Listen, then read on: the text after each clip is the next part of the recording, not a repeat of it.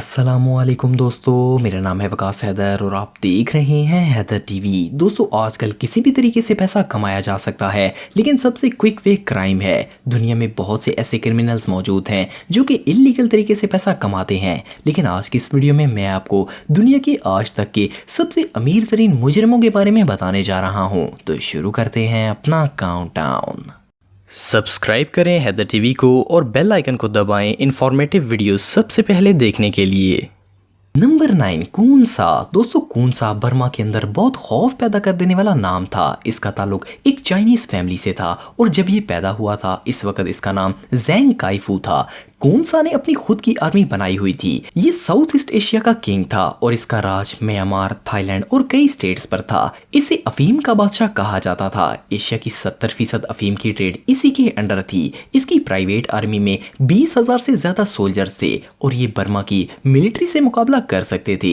एक दफा थाईलैंड की गवर्नमेंट ने कून सा को मारने के लिए 39 लोगों की फोर्स बनाई, लेकिन तब तक किसी को पता नहीं था कि इसकी अपनी खुफिया एजेंसी भी है जिससे इसको सारी गवर्नमेंट रिपोर्ट्स मिलती हैं। ये मिशन बुरी तरह नाकाम हो गया। 40s में कून सा की पर्सनल नेटवर्थ $5 अरब से भी ज्यादा थी। Number 8, Susumu Ishii. दोस्तों, सुसुमो जापान का खतरनाक तरीन डॉन है। ये बंदा दुश्मन के लिए बुलेट से भी ज्यादा खतरनाक साबित हो सकता है। वर्ल्ड वॉर 2 में सुसुमो जापान की एयरफोर्स में फाइटर पायलट था। इसने एयरफोर्स को छोड़ दिया और इनिकावा काई गैंग ज्वाइन कर लिया। 1980 के दौर में इसकी नेटवर्थ $4 अरब से भी ज्यादा थी, जो इसने लोन्स, इंटरनेशनल इन्वेस्टमेंट और रियल एस्टेट स्कैम से बनाई थी। ये कोई आम गैंगस्टर नहीं था जो कि कत्ल करे।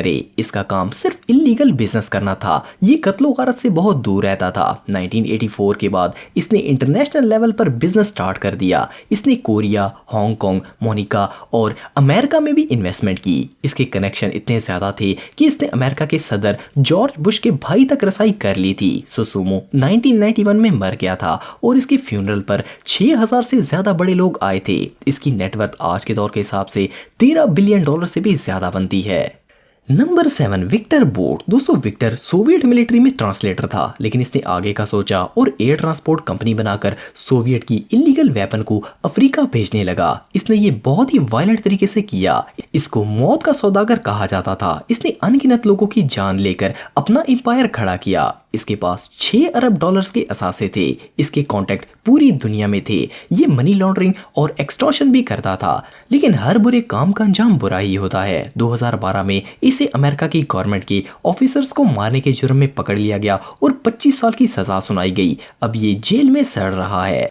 नंबर 6, ऊचा ब्रदर्स। दोस्तों, ऊचा ब्रदर्स 3 भाई थे जो कि मेडायन कार्टेल के फाउंडर्स में से एक थे। इस गैंग में कार्लोस, पेब्लो एस्कोबर और गोंजालेस भी शामिल थे। इनका ताल्लुक एक आम फैमिली से था। ये तीनों भाई ड्रग में पड़ गए और स्ट्रीट से काम शुरू किया और फिर मेडायन कार्टेल को बिल्ड करने में मदद की। ये 3 भाई मेडायन कार्टेल की 30% कोकेन को कंट्रोल करते थे। जब कोलंबिया के प्रेसिडेंट ने ड्रग लॉर्ड के खिलाफ एक्शन लिया तो ये कार्टेल के बाकी मेंबर्स की तरह पनामा चले गए। इस वक्त इन 3 भाइयों में से सिर्फ एक ही जिंदा है। जुर्म के इस रास्ते में आखिर भयानक मौत ही होती है, लेकिन इन तीनों भाइयों के पास $6 बिलियन के असासे थे। Number 5, Carlos Enrique. दोस्तों, कार्लोस दुनिया के सबसे बड़े ड्रग डीलर्स में से एक है। ये साउथ अमेरिका का ड्रग लॉर्ड और बहुत बड़ा गैंगस्टर था। इसके पास पर्सनल आइलैंड, एक स्मॉल आर्मी और बहुत सारे डॉग्स थे।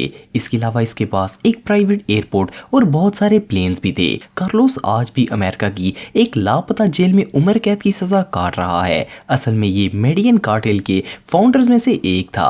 ये हर रोज $60 मिलियन के ड्रग डील करता था। ये लोग मुख्तलिफ तरीकों से अमेरिका के अंदर कोकेन स्मगल करते थे।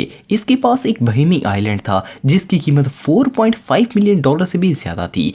इस आइलैंड पर इसके 100 प्राइवेट घर थे, छोटी आर्मी थी, एयरपोर्ट था और इस आइलैंड के चारों तरफ इसके बॉडीगार्ड्स और अटैक डॉग्स तैनात हुआ करते थे।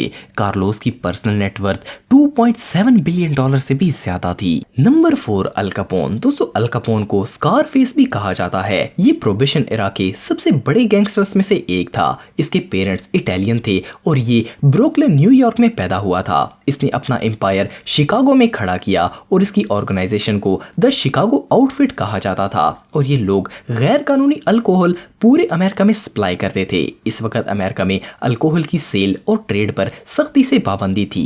कपोन ने अपने करियर में बहुत वायलेंट जुर्म किए और इसका इलीगल बिजनेस इतना सक्सेसफुल था कि 1920 के दौर में ये हर साल $100 मिलियन कमाता था, जो कि आज के दौर के हिसाब से $1 बिलियन से भी ज्यादा बनते हैं। कपोन 25 जनवरी 1947 को अचानक बीमार हुआ और इसी दिन मर गया और इसका सारा काला बिजनेस यहीं पर रह गया।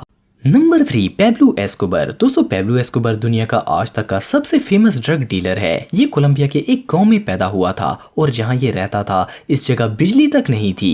पेब्लो मेडियन कार्टेल का हेड था। ये drug dealing, smuggling, assassination, bombing और कई मर्डर्स में भी मुलव्वस था। एस्कोबर के दौर में मेडियन कार्टेल हर रोज 15 टन कोकेन ट्रेड करता था। फोर्ब्स के मुताबिक पेब्लो एस्कोबर पूरी दुनिया की 80% कोकेन को कंट्रोल करता था। जब इसकी मौत हुई इस वक्त इसकी नेटवर्थ $30 अरब से भी ज्यादा थी। नंबर 2, अमांडो करीलो। दोस्तों, अमांडो मेक्सिको का सबसे बड़ा ड्रग डीलर था। इसके पास 727 एयरक्राफ्ट थे और ये हर इस शख्स को मार देता था जिससे इसे जरा भी खतरा महसूस होता था। ये मनी लॉन्ड्रिंग करने के लिए कोलंबिया के चैनल्स का इस्तेमाल करता था। इसके ऊपर हजारों लोगों को मारने का इल्जाम है। अमांडो कई सालों से फरार है। अमेरिका और कोलंबिया की एजेंसीज इसे आज तक पकड़ नहीं सकी। इनका कहना है कि अमांडो अपनी शक्ल बदलने के लिए प्लास्टिक सर्जरीज करवा चुका है। अमांडो की पर्सनल नेटवर्थ $25 अरब से भी ज्यादा है। नंबर 1, दाऊद इब्राहिम। दोस्तों, दाऊद इब्राहिम ऐसा नाम है जो कि इंडिया और पाकिस्तान का बच्चा जानता है। ये गैंगस्टर, अंडरवर्ल्ड डॉन,